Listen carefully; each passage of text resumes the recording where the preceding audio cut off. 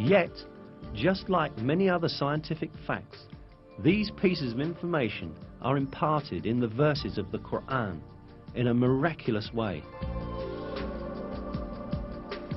The fact that such detailed and accurate information was given in the Quran at a time when people had scarce information on medical matters is clear evidence that the Quran is not the word of man, but the word of God.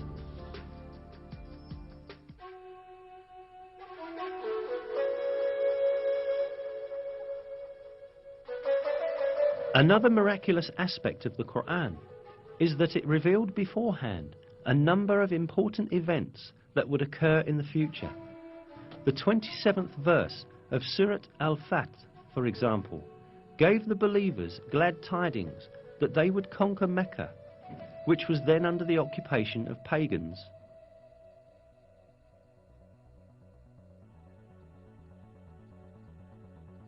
God has confirmed his messenger's vision with truth. You will enter the Masjid al-Haram in safety, God willing, shaving your heads and cutting your hair without any fear. He knew what you did not know and ordained, in place of this, an imminent victory.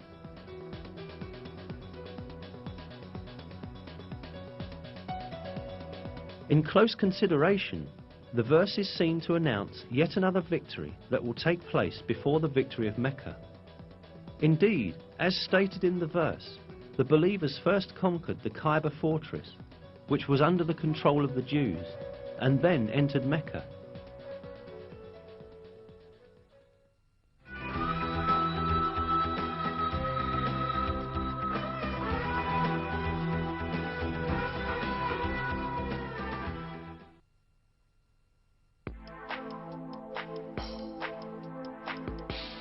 Another piece of news that the Quran gives about the future is found in the first verses of Surat Ar-Rum. In these verses, it is stated that the Byzantine Empire had met with a great defeat, but that it would soon gain victory. The Romans had been defeated in the land nearby, but after their defeat, they will themselves be victorious in a few years' time. The affair is God's from beginning to end.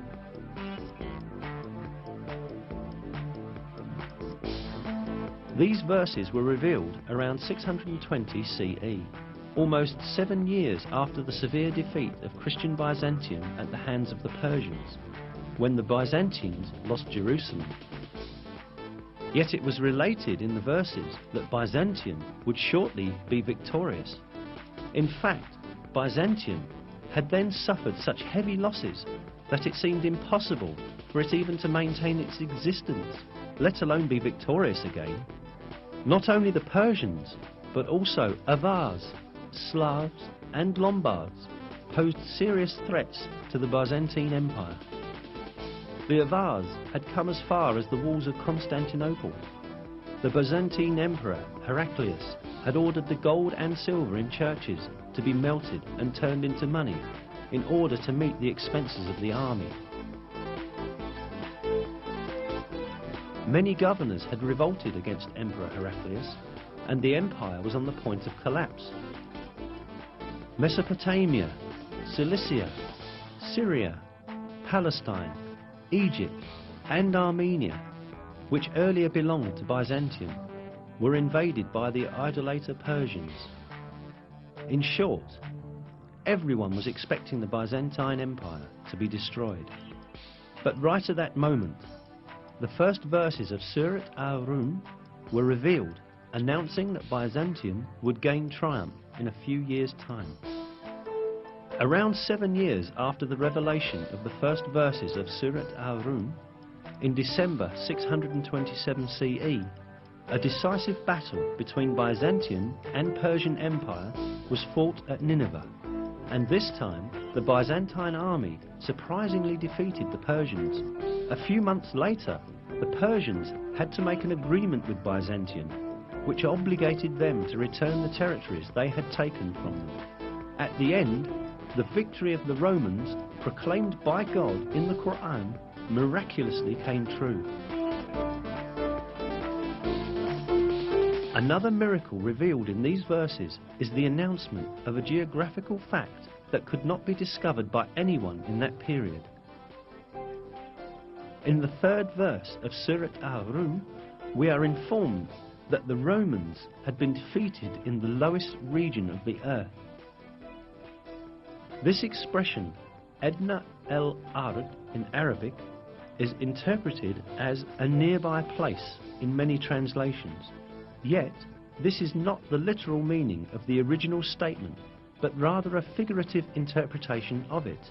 The word Edna in Arabic is derived from the word Deni, which means low, and Ard, which means world. Therefore, the expression Edna al-Ard means the lowest place on the earth. Most interestingly, crucial stages of the war fought between the Byzantine Empire and the Persians, when the Byzantines were defeated and lost Jerusalem, had really taken place at the lowest point on earth. This specified region is the basin of the Dead Sea, which is situated at the intersection point of the lands belonging to Syria, Palestine and Jordan. The Dead Sea, lying at 395 meters below sea level, is the lowest region of the earth.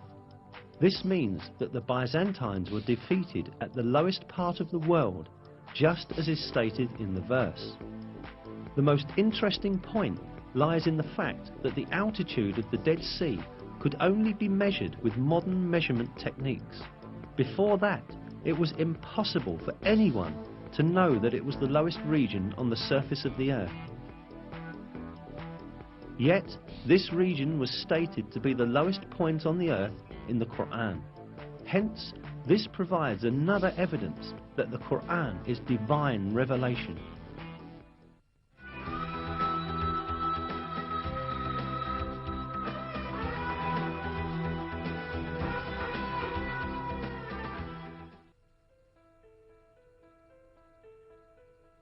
Apart from the miraculous characteristic of the Quran, which we have looked into so far, it also has a mathematical miracle. An example of this is the numbers of repetitions of some words in the Quran. Some related words are surprisingly repeated the same number of times. Below are such words and the numbers of their repetitions in the Quran.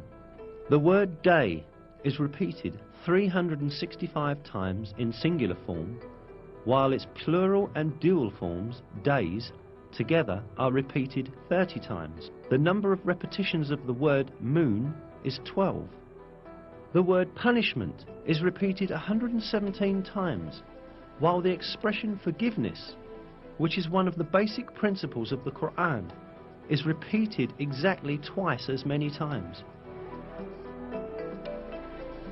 The number of times the words world and hereafter are repeated is also the same, 115.